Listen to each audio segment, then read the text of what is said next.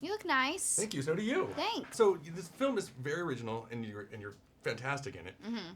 And we don't really get to see a lot of strong lead female characters nowadays. So how quickly did you become connected to this character? Well, I became, quickly connected. I think as soon as I got the part, auditioning for it, there was still like some obvious hesitancy because I didn't know, how long I'd be able to play Casey for. Sure. But then once I got the role, it was fairly easy after talking with Brad Bird and Damon, just knowing what they wanted out of the character and seeing where the story goes. And it was pretty easy for me to understand where she was coming from. You mentioned auditioning. I know that when people were auditioning for this, like there was kind of a lockdown on the script. And there was a lot of things hidden and whatnot because there's a lot of secrets in this film.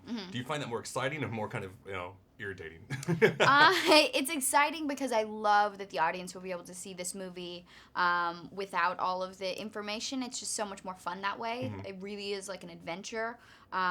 So that's great, but the only, lame part is trying to figure out how to talk about it without talking about it. You know what I mean? Yeah, exactly. Besides, I think trying to be calm, cool, and collected, standing next to George Clooney on set every day, what's the most difficult task you had to endure?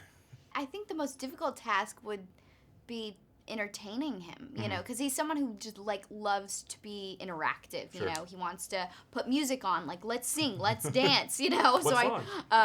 There was what's that really long rap song he would always play? Rapper's that. Delight. Was that what it is? Sugar Hill Gang. Yeah. I don't know. Not my time. I'm just kidding. So he'd play that a lot. He loved that song. But that was it. It's just keeping my energy alive for Casey and for George. Yeah. Did you get to pass along any kind of tips to Casey because she's a little bit earlier in her career, and that George passing anything along to you? And she passed a lot of things on to me. I mean, she's got it together, that one. And I think George was, he was so great with both of us. I can't be easy hanging out with two chicks all day.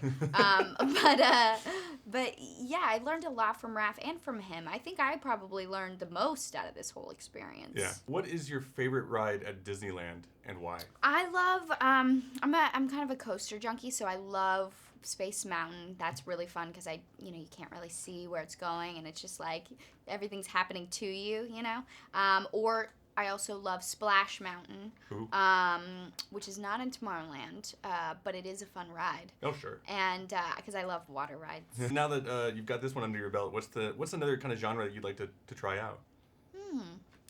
Good question. I don't know. I mean, I'm not really into genre per se, like picking a movie because I love a genre.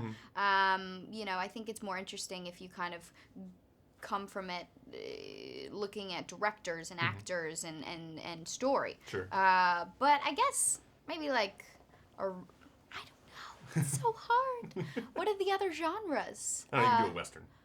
Western would be really cool, actually. Like old school Western. Yeah. There you go. We'll see you with the cowboy hat on. It's nice meeting you. Thank you.